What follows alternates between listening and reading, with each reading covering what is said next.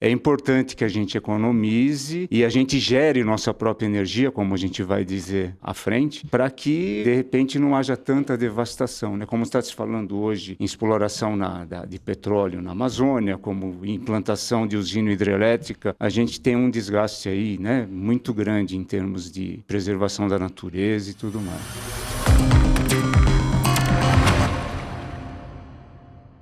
Vamos começar mais um bate-papo jurídico. Hoje eu estou aqui com o senhor Domingos Espina, ele que já foi executivo da Bandeirante Energia, e o assunto do dia é economia de energia elétrica. Se é a sua primeira vez nesse canal, já se inscreve, deixa o seu like neste vídeo e compartilha para que esse assunto chegue a mais pessoas. Domingos, para quem não te conhece, fala um pouquinho de você. Oi, bom dia. Bom dia.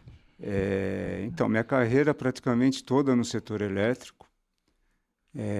Tem 26 anos entre Eletropaulo, depois da privatização Grupo EDP, que era a Bandeirante, Energia de Portugal. E fui para São Paulo, comecei em São Paulo, vim para o Vale do Paraíba, e depois retornei para São Paulo, que o Grupo EDP tinha a Bandeirante Energia, tem a Bandeirante Energia, Sim. tem a Excelsa no Espírito Santo e tinha a Enersul no Mato Grosso do Sul. Legal.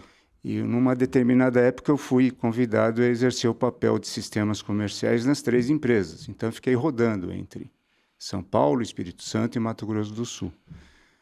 Depois eu retornei aqui para o Vale, fui convidado para ser executivo de faturamento e serviços de toda a regional aqui do Vale, Sim. Alto do TT e Vale do Paraíba. E posterior a isso, em 2010, eu saí da EDP.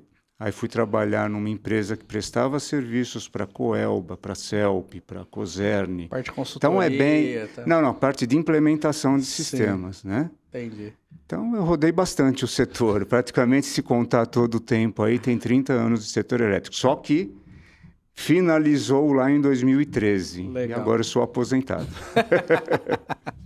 Vamos lá, então.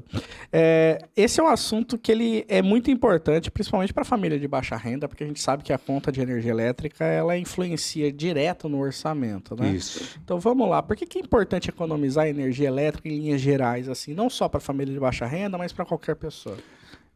Exatamente, porque é um recurso que ele é muito caro no seu nascimento, né? Aqui no Brasil, a gente tem, graças a Deus, né, a maioria da geração é toda em sistemas aí que não causam muito danos à natureza. Logicamente, quando você vai construir uma hidrelétrica, você tem uma certa... um certo espaço. Ali, né? Então, mas na produção da energia, e aqui no Brasil, cerca de 85%, 90% é gerado em recursos renováveis, né? Sim. A nossa matriz aqui, basicamente, é a água, que é a hidrelétrica, o vento, que é a eólica, as placas, né, que hoje estão fazendo sucesso, mas já estão há um bom tempo. Sim. A biomassa também é um fator importante, e cerca de 10%, a gente vai falar um pouco mais para frente, é gerado com o diesel, com o gás, aí que, né, entra a questão climática no campo. Legal. E assim... Por isso que é importante economizar, né? Sim. Quer dizer, essa geração ela é cara. A criação de uma usina ela é muito custosa, né? A gente Com imagina certeza. que iniciar novos projetos, assim, eles demoram anos para entrar em operação, né? Isso. Por isso que a eólica é menos complicada, é cara, mas é menos complicada, porque o espaço para você fazer a instalação não é tão grande, não devasta tanto como uma hidroelétrica, né? As fazendas solares, como estão chamando hoje em dia também, você tem todo o terreno em que é instalada, mas ela não é tão danosa também. Sim. Você tem locais que são descampados para fazer a instalação. Então, é importante que a gente economize e a gente gere nossa própria energia, como a gente vai dizer à frente, para que, de repente, não haja tanta devastação, né? Como está se falando hoje em exploração de petróleo na Amazônia, como implantação de usina hidrelétrica, a gente tem um desgaste aí, né, muito grande em termos de preservação da natureza e tudo mais. Legal. Então vamos lá, vamos entrar na conta de energia elétrica, Pois né? não. Que é o ponto aqui. O cidadão ele recebe a conta, basicamente ele olha o valor e esquece de tudo mais. O que seria interessante assim ele observar quando recebe a conta? Então vamos lá. Existem informações muito importantes na conta de energia. O básico é a data em que é feita a leitura inicial, a final. Leitura inicial é a final do mês anterior. E os faturamentos eles podem ser feitos por legislação de 27 a 33 dias, dependendo dos calendários. Certo. Então pode haver uma variação. De repente você tem um mês de consumo, você imagina que economizou, mas são 28 dias de consumo. Em um outro determinado mês você fala, pô, eu gastei demais, mas tem 33 dias de consumo. Quer dizer, isso faz diferença. E na conta de energia é destacado isso. Sim. Né? Quantos dias de consumo teve de faturamento, qual foi o dia da leitura inicial, qual foi o dia da final e qual é o dia previsto para ser lido no mês seguinte. Sim. Então, essa informação está lá. A outra informação que muita gente confunde é o quilowatt-hora. Certo. Tem gente que acha que eu economizar mais ou menos comprando um eletrodoméstico ou algum equipamento 127 ou 220. Sim. 127 e 220 é tensão de fornecimento. Certo. Quer dizer, tem regiões que têm as duas tensões, a gente chama de tensão, que é medida em volt. Sim. E tem regiões que têm uma só. Hoje em dia, aqui em São José, há muito tempo atrás, só existia o falado 220, no litoral também. Então, você tinha que comprar um eletrodoméstico 220. Sim. E aqui em Jacareí tinham as duas tensões. Então, tinha gente que mudava de lá para cá e, para utilizar os equipamentos, usava um transformador ou vice-versa. Né? Principalmente o pessoal daqui para lá. Eu tive esse problema. Aí tinha vários transformadores assim. Aí você acaba gastando mais energia, porque aí entra um outro fator. O que mede a energia elétrica é o watt, Sim. é a potência, que é gravada em watt. Então, quer dizer, esquece, a tensão é importante quando você compra um eletrodoméstico e sabendo que na tua casa você tem tomada 110, 220. Sim. E aquela questão, não me ligue um equipamento 110 numa tomada 220, você vai queimar o equipamento. O inverso, você que mudou muito de cidade, né? Sim. O inverso, você vai fazer o equipamento funcionar, porém não com toda a tensão que ele necessita. Sim. Uma lâmpada 220, você ligar numa rede 110, ela vai praticamente ficar metade incandescente só. Sim. Tá? Então vamos lá para a potência, que é o mais importante. O que é o tal do quilowatt-hora? O quilowatt-hora, para ficar bem simples, se você soma as potências utilizadas na sua casa, digamos você tem um liquidificador, um forno elétrico de 1000 watts, tá? Se ele ficar funcionando durante 1 hora, você vai registrar 1 kWh. É o que está na conta de energia elétrica. Tudo bem? Sim. Então, quer dizer, o que resulta na tua conta de energia? A soma de toda a potência, de todos os eletrodomésticos, todas as lâmpadas, tudo que você tiver na sua casa, por quanto tempo ele funciona. Tudo bem? Sim. Você vai dividir por 1000, que é o quilowatt, 1000 watts é 1 quilowatt, e o tempo que ele vai funcionar, um número de horas. E daí que vai ser cobrada a conta. Aí vai ser cobrada a conta, ele vai multiplicar por uma tarifa, são duas tarifas. A tarifa de uso da rede de distribuição, que são os fios, a concessionária cobra pela infraestrutura que ela tem. A conta mínima já está ali, né? Não, aí que tá. O mínimo ele pega os dois lados, tá? A gente chama de TUSE, uma tarifa, hoje aqui na nossa região é cerca de 39 centavos cada quilowatt-hora, esse pedaço da conta, que é toda a rede elétrica, para a energia chegar na sua casa. E a tarifa de energia, essencialmente, praticamente são 3 centavos. Então, somando os dois, daria 7 centavos por quilowatt-hora sem os impostos. Hoje, aqui na nossa região. Sim. Que cada região vai ter uma tarifa diferente. Depende do custo de geração. Não, e depende vamos dizer, dos custos e do que ela apresentou para a ANEEL para receber o reajuste ou não. Sim. A incorporação de valores. Então, não dá para... A tarifa lá de São Paulo é diferente. Se você olhar uma conta de energia, o valor da tarifa é diferente, não vai bater. CPFL é a mesma coisa, cada concessionária tem a sua tarifa. Certo. Tudo bem? Aí, o que é importante dizer, já emendando com conservação de energia? Você falou, potência é tudo. Antigamente, não sei quem tem idade para isso, existiam as lâmpadas incandescentes. Sim. Você comprava lâmpada de 100 watts, lâmpada de 80 watts, de 60 watts. Isso mudou depois para lâmpadas frias, que seriam aquelas pequenas que parece tem um gás dentro dela. Isso já caiu para, correlacionando de 100 watts, era mais ou menos uns 18 watts. Então, olha a queda. Já é uma melhoria de 100 watts significativa. para 18. Hoje, você com uma de 9 watts de LED, você tem a mesma luminância, que se chama. Sim. Então, quer dizer, olha a comparação. Uma lâmpada de 100 watts ligadas durante 1 hora e uma lâmpada de 9 watts ligada durante 1 hora. Quando eu falo 1 hora, é somando todo mês, tá, gente? Por isso que a composição não é gravado diariamente quanto tempo ficou e grava. Não. Um equipamento, quando você compra, se é 1000 watts, ele vai funcionar em determinado tempo, quando você ligar ele. Então, aí que vai ser computado lá no seu medidor de energia. Mas você sabe que essa questão da lâmpada que você falou, né?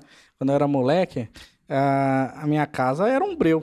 Minha mãe deixava tudo apagado e malemar a televisão ligada pra gente, né? Ela perguntava se você era acionista da Light, que não deixava aceso. Lá era CPFL. Não, então, mas bem antigamente se fazia essa brincadeira. Você é acionista da Light? Aí hoje, acho que até por conta dessa redução de custo, a minha esposa, ela deixa tudo aceso, que parece o centro da cidade, tanta luz ligada, sabe? Mas então vamos lá para as dicas, né? Então, ficou bem entendida a questão da composição da conta? Sim. Você tem a TUSD, que é o pedacinho do uso da rede. Você tem a tarifa de energia. Aí você tem os impostos.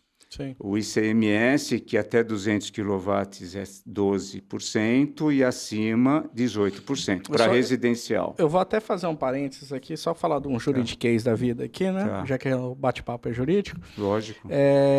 Teve uma ação judicial, né, que era discutida justamente a incidência desses impostos sobre toda a conta de energia elétrica da forma como era, né? Porque tinha um efeito cascata, né? De um imposto incidido por outro. E daí, assim, essa é uma ação judicial que, infelizmente, ela caiu, né? Que acabou entendendo pela legalidade da cobrança do tributo. Porque não vou defender a concessionária, apesar de ter trabalhado bastante tempo, mas essa fórmula é dada pelas secretarias da Fazenda do Estado, que, vamos dizer, ele compõe a própria base para calcular. Então, quando você fala 18%, na realidade são 23%. Sim. É disso que você está dizendo. Quer dizer, Exatamente. então, ele aumenta um pouco mais. Mas é básico. Seria a soma desses dois valores que eu falei para você, da TUSD, que é o uso com a energia elétrica, aplica-se o ICMS, o PIS e o COFINS. Legal. O PIS e o COFINS é determinado mensalmente aí pela própria variação do mercado. É isso aí. Vamos lá. E dicas, então. Dicas, Quem vamos tá lá. chegando agora, o cara quer aprender. A gente sabe que a gente vê muita coisa na internet, mas o que é verdade e o que é falso. Então, Agora vamos lá. Lâmpada é uma das coisas, você acabou de dizer. Quanto mais iluminação externa você tiver, abre a cortina, deixa a claridade entrar, vai acionar a iluminação só quando for necessário. Por isso que é legal quando você faz a composição, se você tiver como fazer a separação de lâmpadas dentro de um quarto, se você tem 4 lâmpadas, colocar 2 no interruptor, 2 em outro, acender a luz na porta de entrada, apagar na cabeceira da cama, tudo isso facilita, né? E deixar a luz acesa é pouquinho, 9 watts por... né? Mas a soma disso é que tem importância. Sim. Né? Chuveiro, vamos lá para os vilões. Né? Certo. Então, o lâmpada deixou de ser, vamos dizer, um grande vilão quando você tem uma potência menor, que são os LEDs. Né? Um investimento que pode ser feito e ser, vamos dizer, visto rapidamente numa conta de energia é troca de uma lâmpada de 20 watts por uma de 8, 9, né? O próprio número está te dando.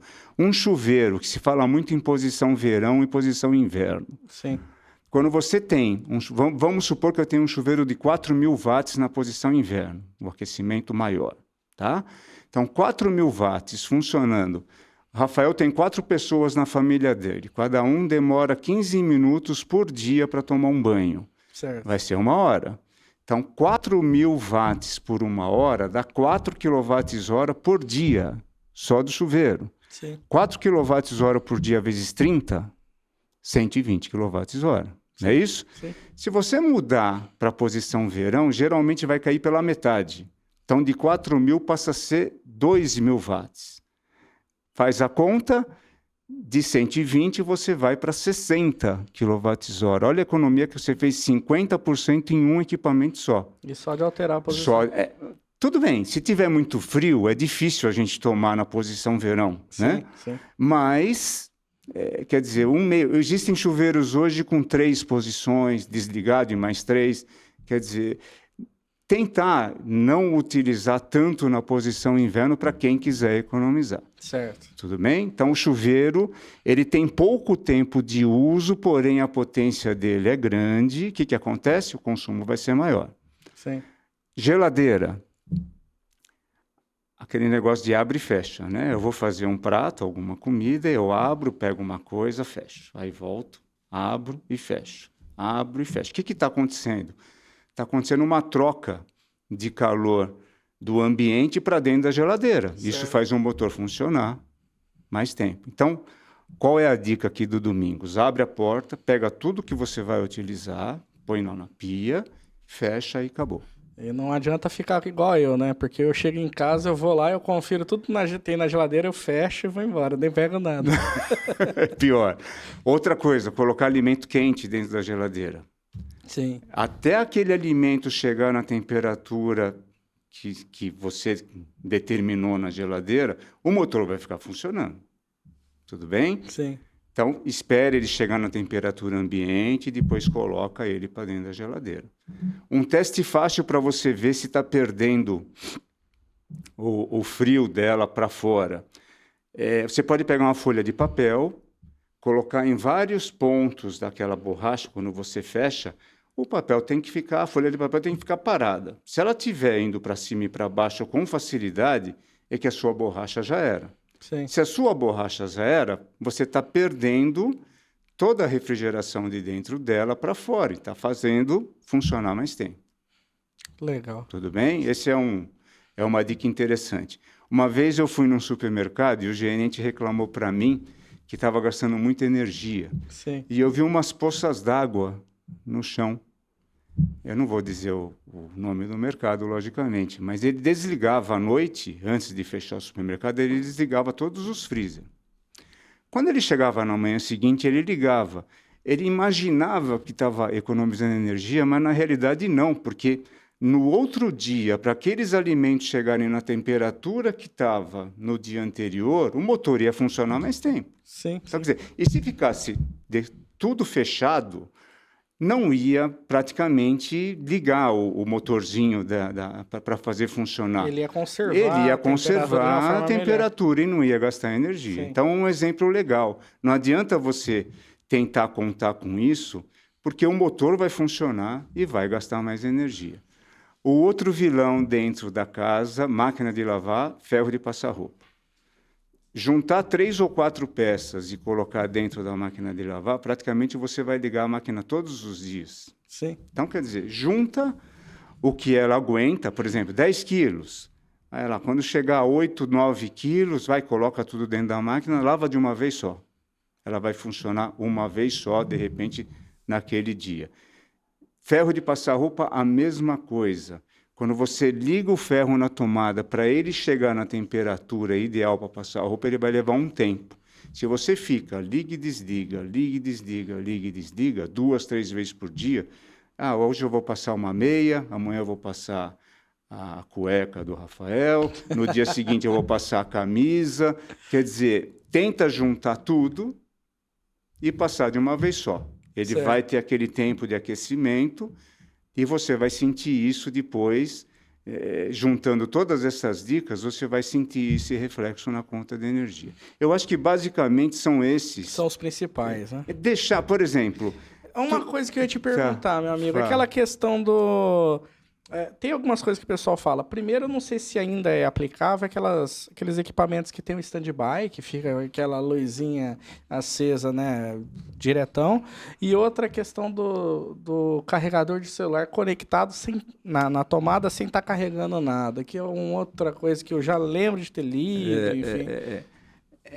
Se você colocar a mão no carregador, você vai ver que ele está quente. Uhum, Se ele está quente, ele está levando energia elétrica embora. certo. Não está indo para o celular, mas... Então, é aconselhável que você utilize. Está cheio, está carregado? Tira da tomada. Tá? Eu sei que é difícil. Tudo que você tira da tomada que tem o stand-by, depois você tem que reprogramar tudo. O micro-ondas. Sim. Ele fica com o reloginho lá ligado. Está consumindo energia? Tá. Pouquinho, mas está. Tá? O receptor, o decodificador da televisão, é a mesma coisa. Tudo que tem um LEDzinho aceso, até régua de tomadas, né? Quando você tem... filtro de linha, né? O filtro de linha, ele está consumindo energia. Se você, por exemplo, tem gente que nem sabe que tem, por exemplo, um booster ligado lá na antena. Ele está ligado lá, um amplificador de antena, se usava muito antigamente. Certo. Até que hoje, com os decodificadores, são os canais fechados, não existe. Mas eu olho para o meu relógio medidor lá e o bichinho está rodando devagarinho. Tem alguma coisa ligada? Tem. Ou você tem um defeito de energia elétrica na sua casa. Esse é um ponto importante também. Se eu tirei tudo da tomada, espero lá uns 5 minutos, vou lá no relógio de luz e o disquinho está rodando, alguma coisa está levando energia embora. Sim. Pode ser um problema de instalação, uma emenda mal feita. A gente chama isso fuga de energia. Sim. Tá? Que é invisível para nós, mas está indo energia para o ralo.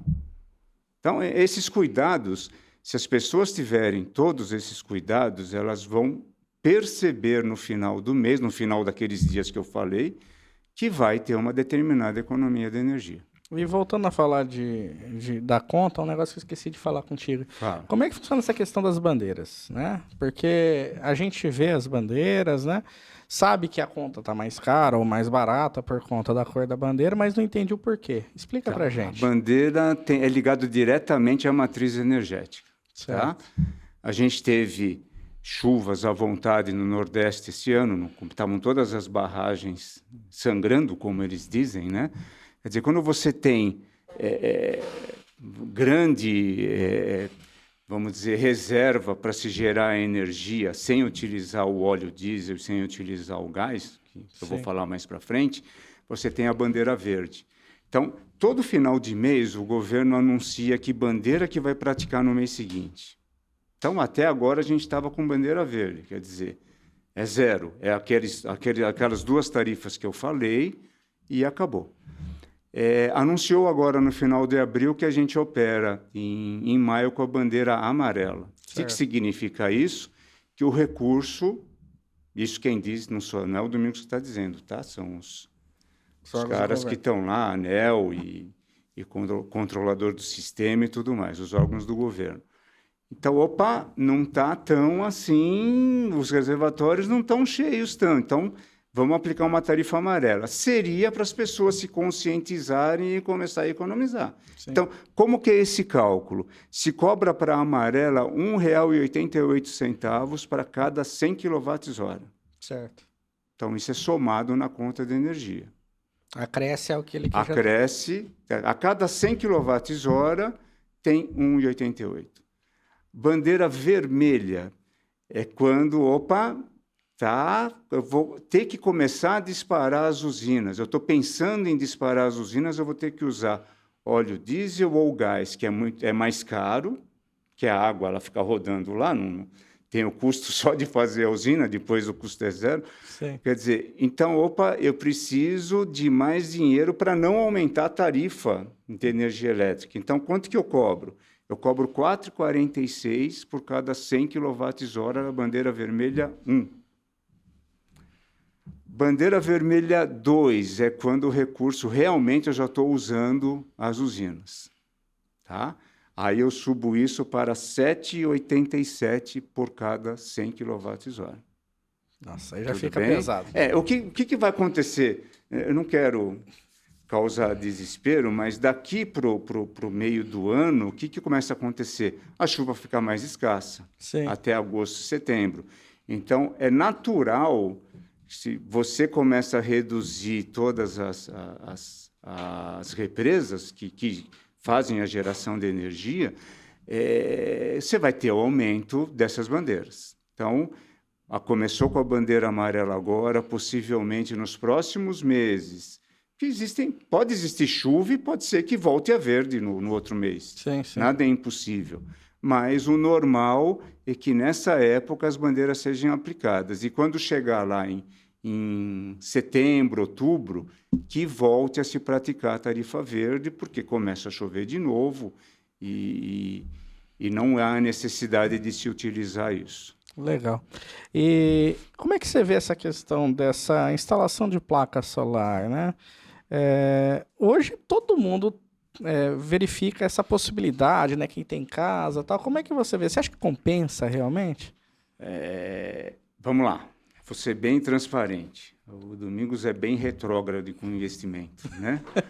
É um investimento, é uma bolsa, é um mercado. Você tá assumindo um risco. Sim. Tá? Hoje em dia não é um risco tão grande, não. Pelos amigos que fazem perguntas para mim, é assim, você tem que contratar uma empresa bem assim conhecida no mercado, ela vai chegar na sua residência e vai verificar quantas placas e processadores você tem necessidade para você gerar para que todos os teus eletrodomésticos funcionem. Certo. Tudo bem? Então ela vai lá, são 6 placas ou 7 placas, acho que cada placa tem um processador, e vai fazer um valor para você. Olha, é tanto de mão de obra, tanto o valor das placas, e eu te financio isso em 24 meses, ou você paga R$600 de energia, você vai passar a pagar 100, que você vai continuar pagando a tarifa de uso da rede, Sim. por pelo menos 100 kWh, para gerar o que dá os R$600 de conta, e em vez de você pagar a conta, você vai pagar o meu financiamento. Certo. Tudo bem? Vale a pena? Não, mas se você tiver um dinheiro guardado no mercado, numa poupança e tudo mais, a energia sobe mais do que a poupança. Então, vale a pena? Vale a pena. Sim. Tá? Mas aí entra, vou dar um pontinho para vocês, né? É legal você pegar esse contrato e levar para um advogado, porque existem coisas que a gente não sabe o que vai acontecer daqui a 5 ou 6 anos com essas placas. Tá? O custo de manutenção vai ser todo seu. Enquanto que você está usando a energia elétrica da concessionária, os custos são da concessionária. Caiu um poste, queimou um transformador, quer dizer, lógico, você acaba pagando por isso também pela tarifa de uso. Sim. Tá? Mas queimou uma placa, um processador daqui a 5 anos e não tem garantia para isso, quem vai arcar com isso? Aí quebra o seu investimento. Sim. Você está entendendo? Quer dizer, qual é o valor que isso vai estar? É a mesma coisa com um carro elétrico. Sim.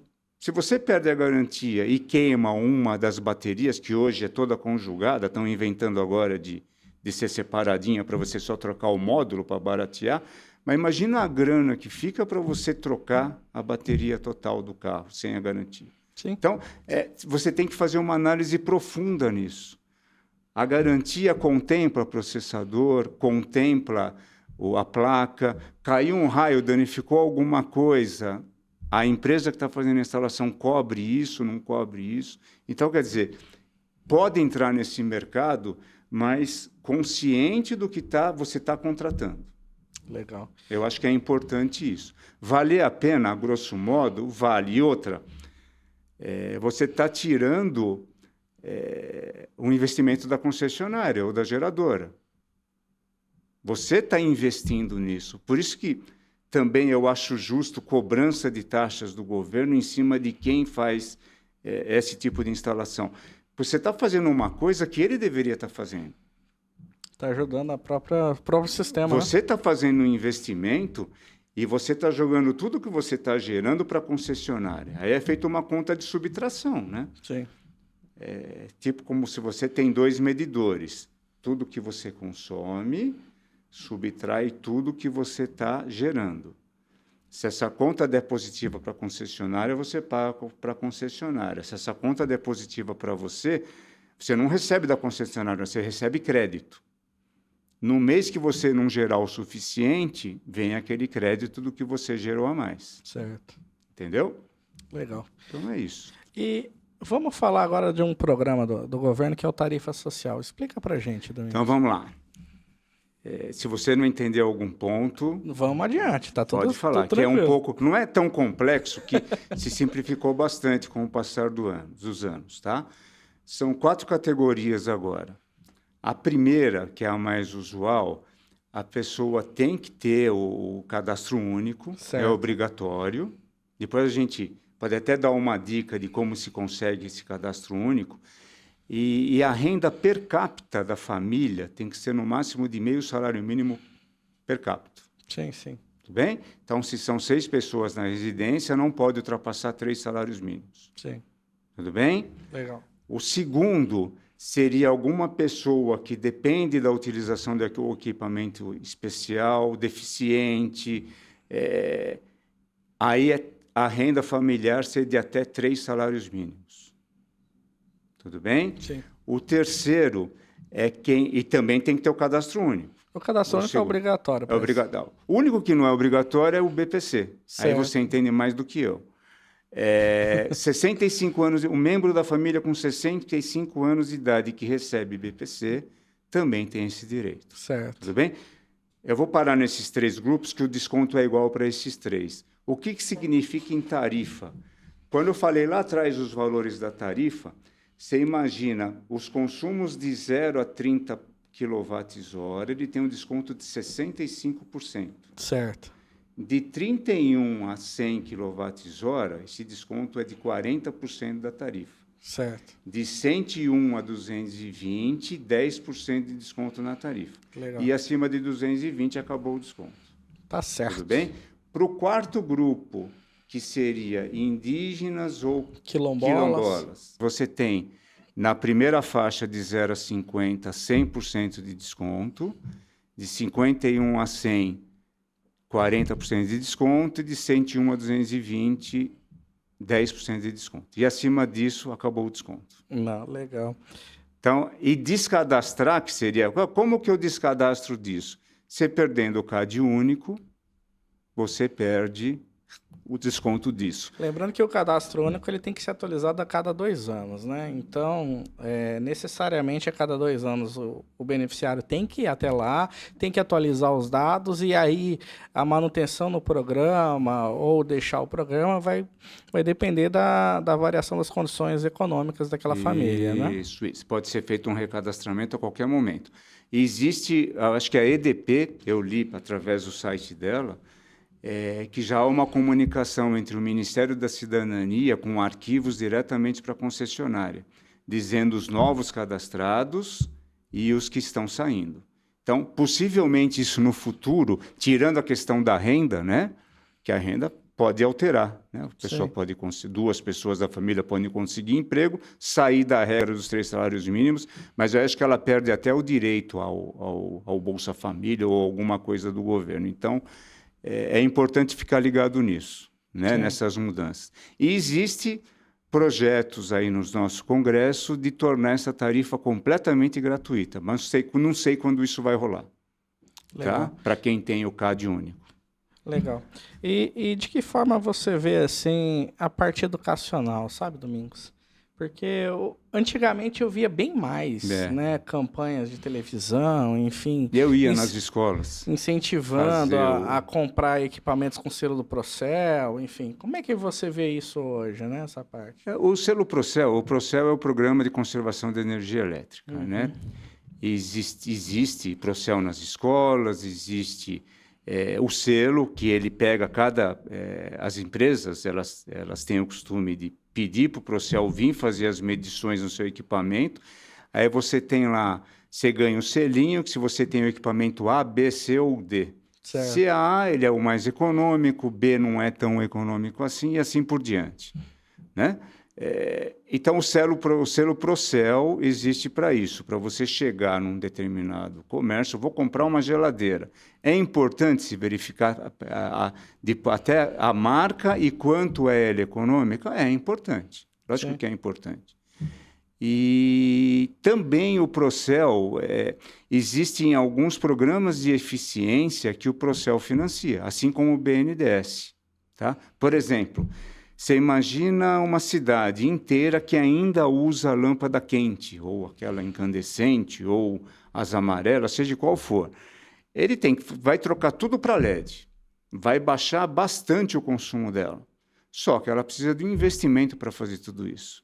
Existem programas bancados, são poucos, ainda são. Acho que o BNDES é mais, que você precisa apresentar todo um projeto, né? Sim. Aqui, Jacareí, no tempo ainda que eu estava na EDP, fez isso, né? Eu acho que conseguiu BNDES, se eu não me engano, na época.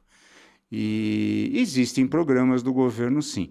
Só que o que você falou mesmo, eu não vejo mais tanto na base educacional, né? Eu tinha projetos na época que a gente trabalhava, não sei se existem hoje, aí você vai me desculpar, mas Se existem, falta divulgação. Faz muito tempo, né? Em que a gente levava rede para a escola, mostrando o que a pipa ocasionava na rede elétrica. Sim. Tá?